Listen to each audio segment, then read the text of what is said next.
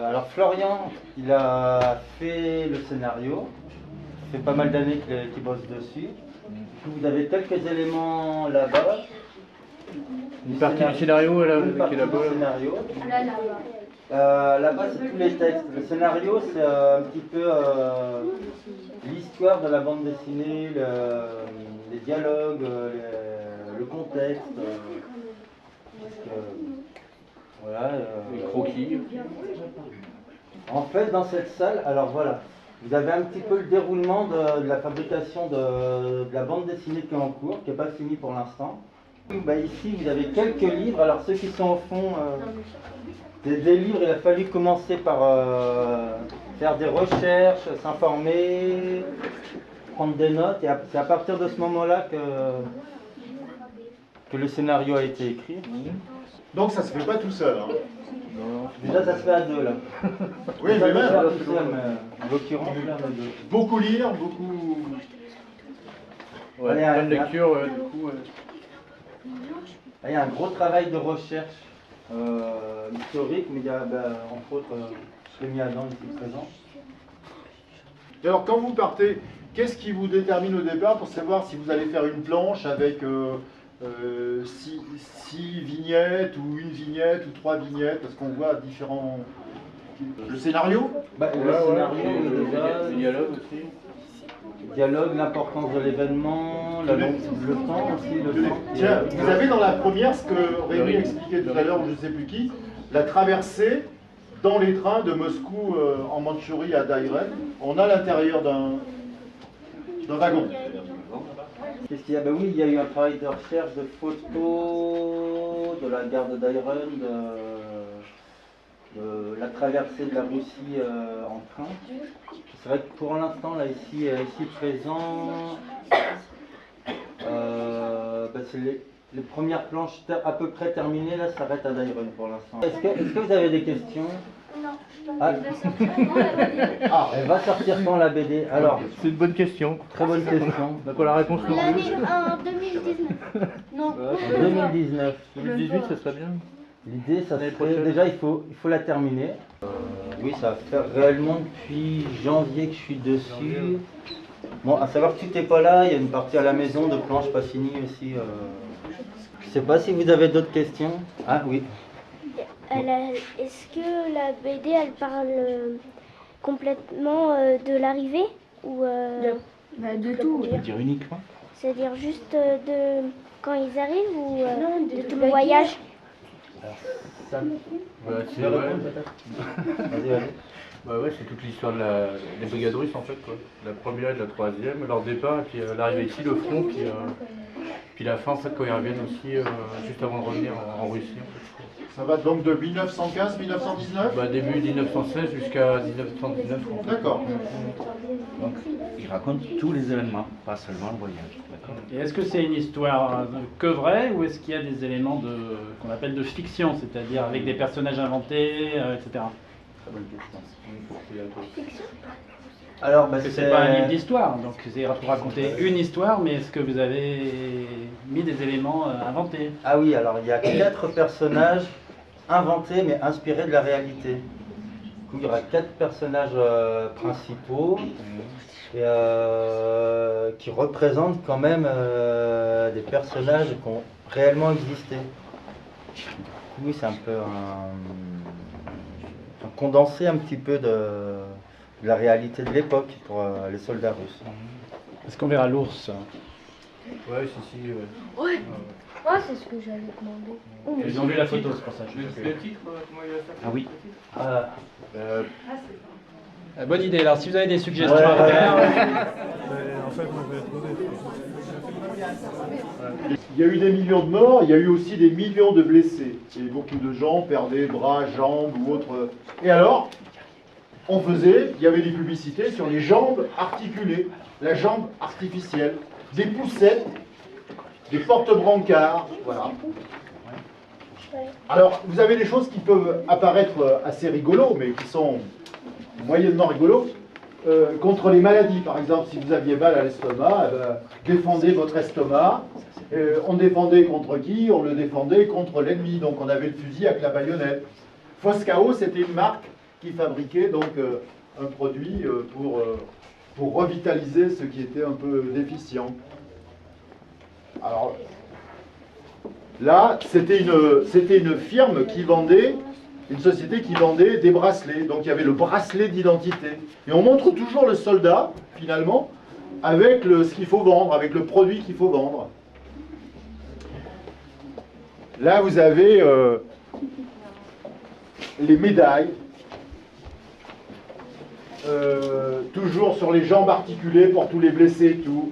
Là, c'est pour les maladies qu'on soigne, de l'intestin, des pastilles contre le rhume. Le vin, le carburant de la victoire. Vous savez qu'aujourd'hui, on n'a pas le droit de faire de la publicité à la télé ou autre sur les alcools. Et donc, vous avez le chronomètre de la victoire. Donc, il fallait acheter des montres libres qui nous donneraient l'heure de la victoire. Vous voyez, tout est mis en avant pour la vente, en prenant prétexte que le soldat, c'était lui qu'il fallait glorifier et tout. Et oui, dans les tranchées, il faisait froid, il y avait de la boue, il pleuvait et tout, il y avait des cafards. Chassez le cafard! Alors le cafard, c'est quand on va pas bien, vous savez, qu'on n'est pas content, que ceci, que cela. Et alors on dit chasser le cafard.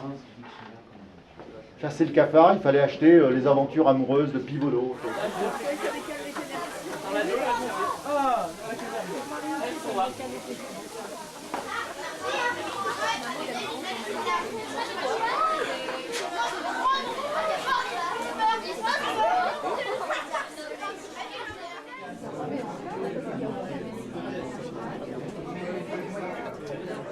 Annick, la petite fille de Vassili Gounine. Vassili, mon grand-père, donc, est arrivé en France, à Marseille, en avril 1916. Il est donc né à Voronège, autour de Voronège, le 2 janvier 1895. Ses parents étaient agriculteurs. Il devait reprendre la ferme. Il allait à l'école chez le Pope, c'est-à-dire le prêtre en Russie. Il a appris à lire et à écrire. Et puis, donc, il est arrivé en France, donc, avec cette première brigade. Ils ont décidé de ne plus combattre. Ils ont décidé de ne plus combattre pour la France et ils voulaient retourner en Russie. Donc, ils se sont un petit peu révoltés.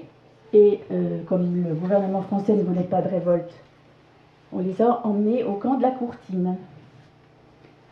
Donc après ce séjour au camp de la Courtine, on vous en parlera tout à l'heure,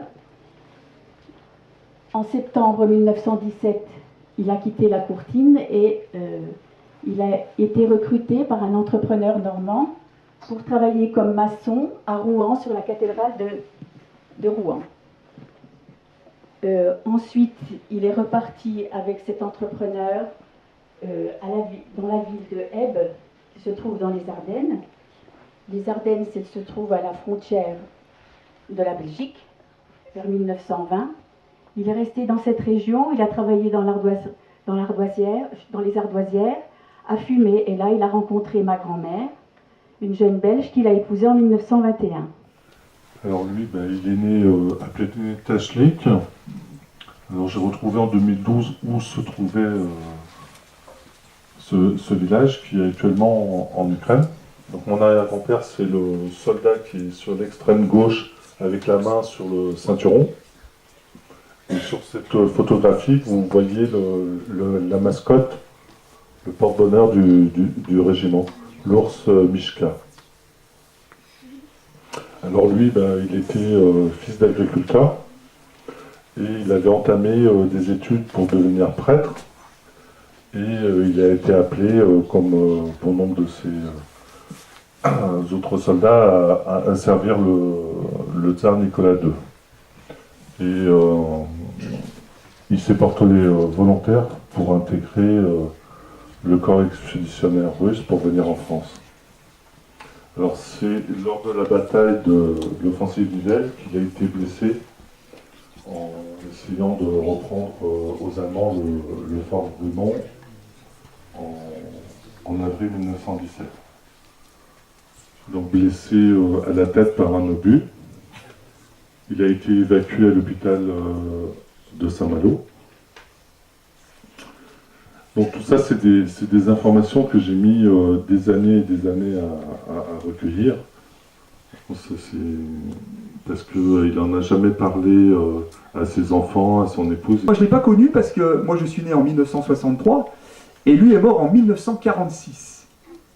Mais il est mort en 1946 des suites de la guerre parce qu'il avait un éclat d'obus dans la cuisse, là, ici, là, qui était resté. Hein, on n'a pas pu l'enlever, il n'a pas pu être opéré.